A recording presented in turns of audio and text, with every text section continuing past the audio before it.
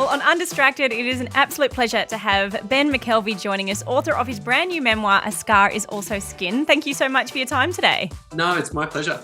You've written a lot of other people's stories. This is the first time you're kind of opening up your own. Why did you want to do that? So I had conversations with a publisher more than 10 years ago about writing this book. But when I did start to actually push the text out, it all felt inauthentic and tin-eared. And I was wondering why that was until I actually finished the book. And it was because I didn't have a good enough understanding of myself and my own story to write my own story. So I'm glad that I'm doing it now and not when I was 30. Well, it's a big story and so much of it hadn't happened yet. You were 27 when you had the stroke, and then we know you ended up having a heart attack and many other life experiences beyond that, of course. But take us back to when you were 27 and you had that stroke. What happened? Well, I was at the gym. I was on my lunch hour from the magazine job that I was working at the time. I was features editor at a magazine called Ralph Magazine, which was, kind of a lad's, slightly salacious mass market magazine. And I went to the gym and, pretty much every day I'd go to the gym and the other guys from the magazine would go to the gym and they'd, do something. And I was going through a boxing phase. And I was punching the heavy bag when I started to have these butterflies in my eyes. And I thought that was a little bit strange. And this song was bouncing along, and it was California Love by Tupac, which is a song I knew really well and was sort of like boxing and rapping along with the song.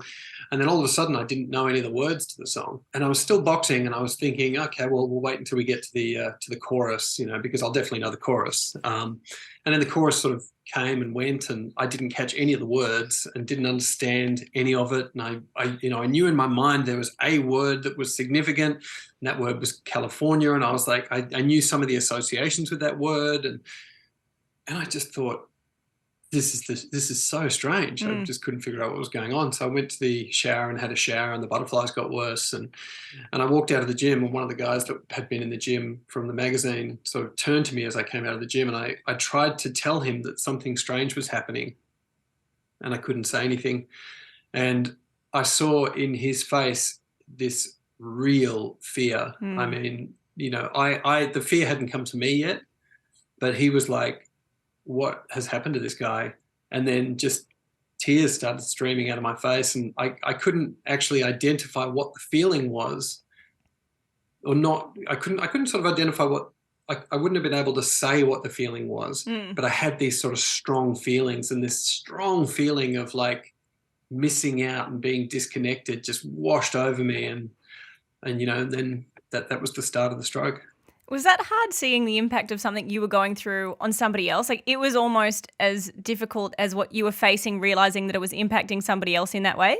Yeah, I'd like to think that it was sort of that compassionate, but it wasn't about his impact. It was more about me recognizing just how serious this was. We're sort of in our own heads, and we're kind of like, we have a choice at all times to catastrophize or to think about the better version of what's actually happening. And I wasn't catastrophizing because I just was in this sort of like mind state of confusion. I was just sort of like, oh, this is all very, very strange. And it was only when I actually started to try to talk or started to try to understand what people were saying that I realized that, this profound brain damage had set in. What were your expectations about what life was going to look like in those weeks after, in the months after you're recovering in hospital, you're starting to understand exactly what's happening to you? What did you think life would look like going forward? Well, I didn't know, but I knew what I wanted, because what I wanted was, I aggressively wanted to go back to the day before the stroke had started. So, I was certainly not thinking about this being a potential period of growth for me. I was just thinking about reverting back to where I had been previously, which it's only after I had the heart attack and after, some period of rumination that I realized that, this was a great opportunity to get myself off a sort of path that I was in life. But I just wanted to go step by step by step just to be back to where I was before the stroke started. That's all I wanted. I wanted to be the same person, but I wasn't the same person. My mind had changed, my brain had changed. The experiences that I'd had were so profoundly different to all the ones that I'd had previously. My life had to change, but I refused that. I refused this call. But as far as an expectation goes, there were fears and hopes, and that was it. What did you want life to look like? Like, why did you think you wanted it to go back to the path that you were already on? I think probably comfort. I mean, if you are going to change your life, then you're going to have to pick at all the scabs that you had. It's almost like a golf swing. You can have your golf swing and you can kind of go okay, and if you want to get better, you're going to have to break your swing and go backwards and be worse before you can get better. And I was very bad at that. I was very bad at going backwards and accepting blame and recognizing my own faults and all those sorts of things that I would have had to have done, and also recognizing my own limitations. Especially after the stroke, I didn't want to acknowledge my limitations. I didn't want to acknowledge that even months and years afterwards, there'd be times where I'd lose track of what I was doing or what I was saying, and that there would be words that would just stop me cold as I was saying them. And that's something that still happens to me now, especially when I'm tired. And I didn't want to accept that. I didn't want to accept that that was the case, despite the fact that there's nothing to be embarrassed about. It was just part of life's journey. It became a big process, and the word neuroplasticity started to become quite important to you. What does that mean? So neuroplasticity is basically the process in which our brain creates brain states. So when we're reading, there'll be certain brain states. When we have an emotional response to something, when I'm playing with my daughter, there'll be a brain state. Talking to you, there are all these different brain states that I'll use.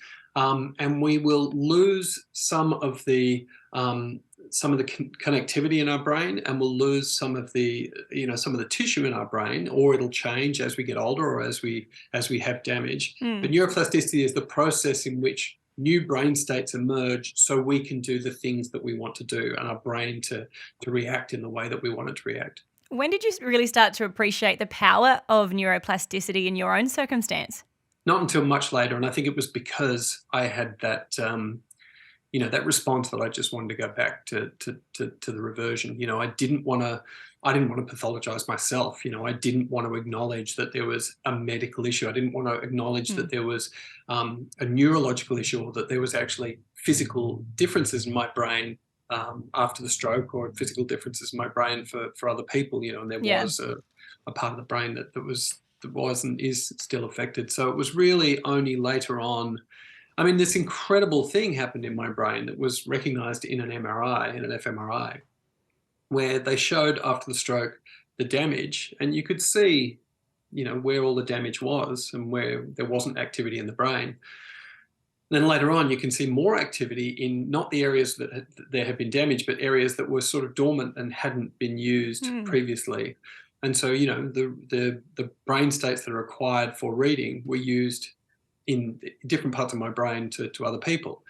It's an incredible thing, but I just didn't want to think about it. I just wanted the outcomes. I just wanted to be able to read and write and to articulate myself. So I didn't think about it until later on. I was like, it was an amazing thing, or neuroplasticity is an amazing thing, not only because of the leap that I managed to make, but it really is a history of ourselves, because neuroplasticity, it's the reason why when you throw and catch a lot, you can throw and catch very well. It's because we build these grooves, we build these sort of highways in our brain that we can go to when we're doing that thing. And we'd be like, oh, I'm going to go and ride a bike, or oh, I'm going to give a speech, or oh, I'm going to sing. And so neuroplasticity is this wonderful history of ourselves. It's like memory and neuroplasticity are the two things that make us. Yeah. Which is kind of a really beautiful thing. And it seems to be something that you started to learn a whole lot more about, that way that memory molds us, that experiences shape us. Do you think that you started to look at your past through a different lens as you began to dig into that side of things a bit more deeply? I did, but it wasn't me investigating myself, which is something that I sort of try and articulate in my book.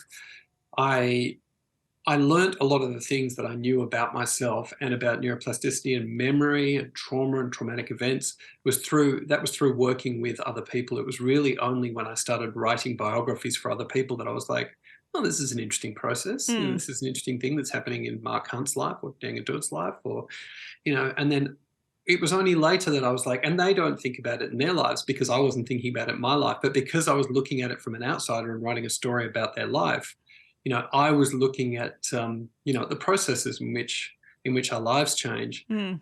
And it was only later when I started writing my book, and also when I started thinking about my dad's life, when he was passing away, and when my daughter came onto the scene, I was kind of like, how does life work? How does Yeah. my life work? How was their life? How did Dad's life work, and how did it affect him? And what are the things that I can do to make sure my daughter has a good life? Yeah. So I started thinking about those things really only recently, which is why I sort of came back to the book and finished it. And you seem a little bit conflicted at times how to process your dad's life, because on one hand, he's the guy that uprooted your entire family when the majority of you didn't want to move. And then Yeah. he's this really tender-hearted father who's struggling to see his son in pain. How would you describe his role in your family? I would say he's probably the largest figure in our family. And he was the person who, for better or worse, impacted on us the most greatly, the most significantly. And Dad he was a bit of a conundrum to me in the way that lots of sons are sort of, their dads are conundrums to them, because there were two things. It was, he was part of a generation that really didn't necessarily talk about their history and their emotional lives. Mm. But then B, some difficult things that happened to my dad when he was younger, and that had sort of created this this atrophying, I think, emotionally in him, in that it would have been difficult for him to talk to me nakedly about his feelings, because I don't think he could sort of do it himself. And I think that was a path that I was on to a lesser extent until I had the stroke and the heart attack, when I really had to sort of like, I had to sort of think about and stock take my emotional life and the way that I was reacting to people and the way people saw me and the way that, the lies that I was telling me about myself. It wasn't that I was a bad person, but I wasn't as compassionate as I could have been. Yeah. Yeah. Until that happened. And I think that's something that, Dad sort of vacillated between. He was a really compassionate and loving guy, but then also sometimes he'd, be embarrassed about things, and he'd make decisions that wouldn't be as kind as I think he would have liked them to have been. So, he was someone that I was always trying to figure out, that's for sure. Yeah, and then you start to see traits of him in yourself, and you're like, Yeah. why? I don't love this. And that's always the difficulty, right? When you start to see the good and the bad traits, but it's more the bad ones that make us go, how have I found myself mirroring these behaviors that I don't want to have? Yeah, and it's generally sort of post 30 and when you're sort of pushing up to 40, because when we're in our 20s, we make an assumption that we are these sort of, blank state shooting stars, we're sort of carving these independent lives. And then we realize that we're part of a continuum, which is comfortable to some people and, depressing to others. But we are very much our families. We are genetically, we are our the progeny of our parents, but then also through through cultural experiences and all that sort of stuff. And you just sort of have to acknowledge and recognize that you can carve your own path, but you're still going to be part of a continuum. And as you're working this out, processing your own family dynamics and obviously the different medical episodes that you'd had, you're also working and continuing to tell stories, and you're there in the Middle East covering aspects of the war that was going on. In some respects, I think seeing things that impact life and death in really horrible ways, like the harshest of environments. How is that impacting your own sense of mortality, knowing what you'd gone through and then being in those contexts there? Was there some kind of relationship between the two? There was definitely a relationship between the two, and I think the relationship was fostered before I started having the stroke and the heart attack, because I'd had these anxieties that I was hospitalized for when I was a teenager. And I had this, I just had these depressions and fears. And my response to that was to think that I would have an exciting life or an adventurous life, to be like, it just hasn't happened yet. Like I'm going to feel better. I'm not going to feel depressed. I'm not going to feel anxiety when I go out there and get on the very edge of experience, and so that was something that was sort of, it was in me to want to try and do that and to try and understand that. Like the other thing that I really loved doing as a kid was sort of breaking down complex systems, it starts with things like Star Wars and knowing who all the characters are, and Star Trek and stuff like that. And then when I started to, I write about it in the book in '91 when the Gulf War started, the Desert Storm. I really wanted to understand how everything worked, and then I sort of migrated that into my 20s, and then I wasn't someone who was confident journalist, even though I really wanted to do that type of work, to go to the Middle East. And it was really only the stroke of the heart attack was me giving me a kick up the bum to say, if you don't do it now, you're never going to do it. So then that's when I actually sort of started to go and do it. And I guess for people who go and, my experiences were insignificant in comparison to a lot of other people's.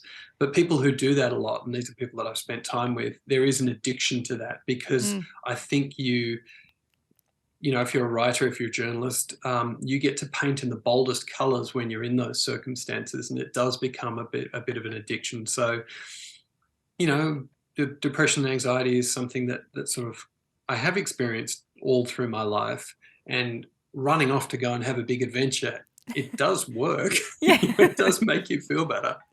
Yeah, but it puts you on the edge. And there's a line that strikes me where you write, I felt I had no protection against any of life's attacks, minor or major. What led to that realization? It's the chaos of life, isn't it? That sort of you're making reference to there. And we make an assumption there is a point in our life when we're young that there's going to be a certain predictability to life, that you're going to have retirement, you're going to have old age, you're going to have middle age, have kids, and all this sort of stuff. But after I had the stroke and the heart attack, I was like, oh, nothing is guaranteed, not just for me, but for anyone, everything can change in an instant, which is something that can be terrifying. And it is something that can be liberating as well. But it's something that you need to reconcile with. It's something that you don't want to be surprised by.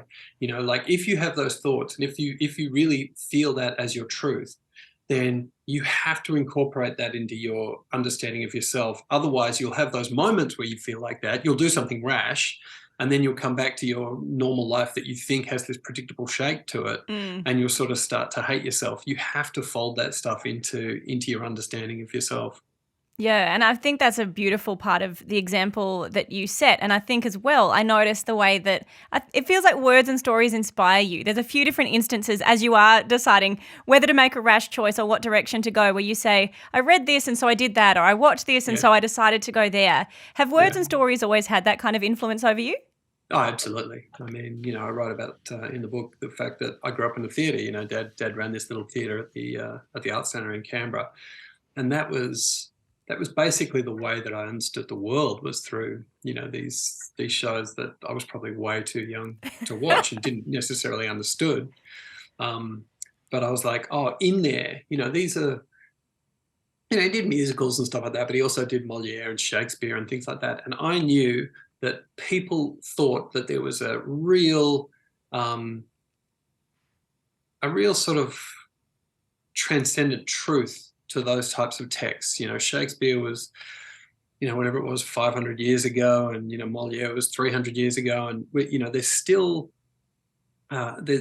producing these plays. And it was just a couple of guys who sat down and decided to write something. I was like, well, there has to be some truth about life there, and that's something that I've always thought, like the great texts, they sort of perpetuate because there is this sort of like truth that you can go in there and take something out from. So I saw a great quote the other day. I mean, I'm not one for quotes on LinkedIn, but somebody had talked about the fact that when your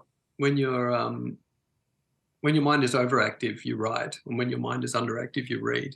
Like when you want to understand, when you feel like you need to be fed, when you feel like you need to to go somewhere, to change a perspective, you read. That's what you do, or that's what I've always done. Yeah, it's a beautiful invitation to people to embrace stories because they can shape so much of our lives. And I think too, the stories that we tell ourselves, as you've touched on, are ones that do, determine the directions we kind of go in life. And your relationship to your scar, it Yeah. seems to evolve, and the stories that you tell yourself around it Yeah. makes, the title of the book as well. How has it Yeah. evolved over the years? I mean, it's evolved to a point where I don't even think about it anymore. And I think that's a function of my age. I'm 46 now, so it's not completely radical to have a cardiac scar at 46. I mean, I'm still pretty young for it, but if people saw it, then I'm going to be like, oh my God, what happened to that guy? Mm, But when you have one at 30 and you're in really, I was in very good shape, you know, it's a weird thing. It's something that people are going to comment about or going to mm, look at, which is fine. But I think part of the reason that I did stay pretty fit when I was in my 30s was because I didn't want to be thought of as I didn't want people to see the scar as somebody who had been so slovenly that had a heart attack in their mm. 20s, Yeah, or bit that, of pride in like there. I'd been a coke abuser or whatever it was, because we all make these shortcut assumptions about people who we are that we see on the street. But it wasn't just that. It was also I just could never get away from this incredibly traumatic moment. Mm. It was in the mirror every time I put a shirt on, I felt it, like the ticking has died down as well, but I had an aortic valve put in and it's got this little tick. And, I'd be at the video store. So obviously this is kind of when video stores existed. Mm. I'd be picking something, it'd be quiet, and there'd be this tick, tick, tick. And I'd just be like, oh, it's like, it's this anxiety of your life disappearing. Mm. That's how it felt for me because, the scar just brought up these ideas of at any moment, life can just pluck you out of society and put you in hospital or in the grave. Mm. And I just didn't want to be constantly reminded of that until I sort of, as I write about it, just became this, this remembrance, this memorial, this thing that I can be proud of, and Mm. and something that, like I said, I don't really think about it now, but there was a time where I'd wear open shirts and stuff like that, and I'd be like, "That's mine," like I did that. Mm. That's mine. That's a point of difference. That's unique. Yeah, and it can't not affect you to have a constant awareness that life could just end at any moment. When you're Yeah, doing your profile pieces that we get a little bit of an overview of in the book between Archie Roach and Mark Hunt, Deng Adut, many others as well, those in the Middle East in this mix too. How did your experience of trauma in your own way start to affect the way you looked at the traumas that they had experienced and that kind of presence of potentially impending doom, yeah. Well, I mean, that's the only way in which it relates my trauma and their trauma. Especially, well, I mean, Deng, Mark, and Archie, they all had these sort of profound childhood traumas. Deng, his trauma was the fact that he was taken as a child soldier from his village at age 7 and fought in the Sudanese People's Liberation Army and the war there. Archie was part of the stolen generations, so he was taken at 5, I think, from his parents. And Mark lived in a house where there was profound physical and sexual abuse. So those traumas were very different to mine.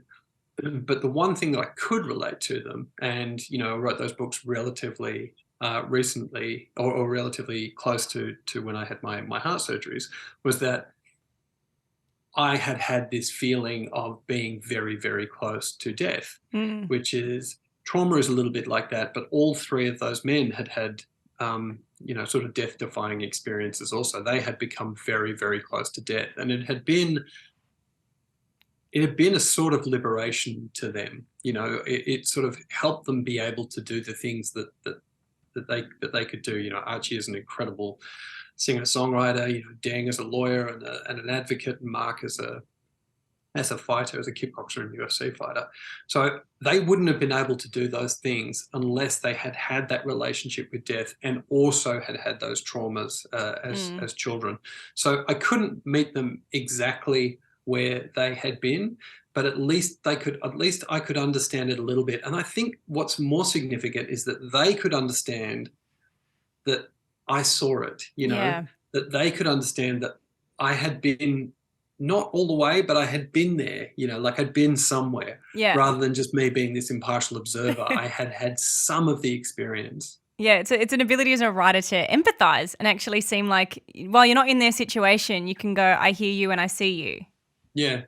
No, I mean, a good writer can do that without having had the experiences that I've had, but I needed it for me. I wouldn't have been able to work with those three guys in the way that I did unless I had had my experiences. So for me, it was essential. And your own self-awareness really strikes me too, when you're able to admit at a point that you started to go, I can kind of be lonely. I can weather loneliness, but maybe that's not a good thing. How did Yeah. you come to that realization? Well, it's necessity. I recognized all the things that I didn't want, and I'd been in a long-term relationship. And, the relationship had been good and loving and kind, but not enough. And it wasn't going to be a relationship that was going to be able to bear, kids. And we sort of got to the point where it was like, okay, well, it sort of needs to go away. And, as I'd said previously, I'd had problems with depression and anxiety. And I'd sort of vacillated between these sort of, friendships and relationships that sort of they were helping me and helping them, but they weren't these like perfect, beautiful, loving relationships. And then these periods where I'd just go away from that and just be on my own and write books and stuff like that. And then I found this sort of equilibrium where I'm kind of like, oh, I'm really gratified with the work that I'm doing. These biographies. I love working with these people, and quite often they gave me the opportunity. With Dang, I went back to Africa, and we're doing these sort of exciting things. I live in a place that I really love. I have these friends and these relationships that I check in and out of. I'm very comfortable with all of this, but there are some gaps in between, and those are the lonely periods. And I'm like, oh, well, that's just the tax that I pay. And so I was like, okay, well, you just have to recognize that this is going to be part of the experience. Because I thought, when I was writing about that, I think I was probably 40. And I was like, well, there's every chance that this is what the rest of my life is going to look like, that I'm going to have these types of relationships, these types of friends, and this work. Is that okay? And I'm like, yeah, it's okay. I just have to reconcile with this loneliness. And then I'm like, I just sort of got better and better at it. And I'm like, okay, well, this is the life. But I didn't recognize that there was another aspect of life, that there was going to be another chapter, that there was going to be another story to come. And it's only in retrospect that I was kind of like, it's dangerous to get that good at being lonely. Yeah, and there's an acceptance in that too, that we kind of get to a point where we go, maybe this will never change. But I love that your book is one of hope, because you start the book letting us know where it ends a little bit so that we can get our way through it without feeling, totally hopeless at times. But then you also sum up in the end where your loneliness didn't stay with you. You reconnected with an old friend, Aussie actress Claire Vanderboom. I love the way you describe your relationship, because you do mention some of your other romantic experiences along the way, but she is the only person that you say you smushed with, and then you stayed smushed. What was the difference with Claire? I mean, love, I guess. I had been in these loving relationships previously, but nothing like this. And it's not only a romantic relationship that sort of knocks your socks off when you have a new experience at that age, but it's definitely one of the sort of most impactful things. Because I met Claire when I was 43. And you kind of think that you've had all the types of relationships that you're going to have, and that you've sort of met all the types of people that you're going to meet. But, Claire and I reconnected. Part of it was that we had this connection and this sort of ability to be with each other. The other part, which, honestly is a part of every single relationship, is circumstance. COVID came, we had the lockdown, we spent so much time together. We were both at these periods in our career that we were, Claire had been in LA and done her big LA thing, like if we had connected at 27, a little bit different to 37 when we actually did, that was her age at the time. And then all of these things just sort of came together to create a platform that we can sort of start building this family and building this life that we're doing right now. And it's such a beautiful thing. And I want to ask you as we wrap it up, Ben, there's an acknowledgement that you make early on in the book that lives are easy when there's order, lives are interesting when there's disorder. Speaking to you now, reading the book, it's very clear that you have had a disorderly yet interesting life. Are you glad that it's been that way? Yeah, I wouldn't change a single thing. And I think part of it is because it was when I was a child that I had this sort of curiosity that was going to assuage these fears and anxieties that I'd had. And reading the book, I would hope that people can sort of take away some of the things that I've learned through that process of going from disorder to order, from chaos to where I am now. But you can only a book and other people telling you something can only ever be a jumping off point. You have to do it for yourself, So all of those things had to happen to me. I had to go through those experiences to get to the place where I am now, which is very, very different to any other place that I've been in my life. And understanding the things that had happened to me, understanding the experiences that I'd had, books helped that.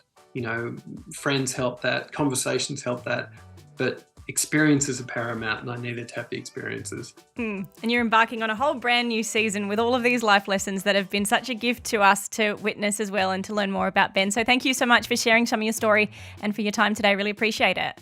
No, it's been my pleasure. Thank you. Hey guys, thank you for watching this interview. Make sure you subscribe to Hope 1032's YouTube channel so that you can stay up to date on all our latest content. But until then, watch any of these videos and enjoy.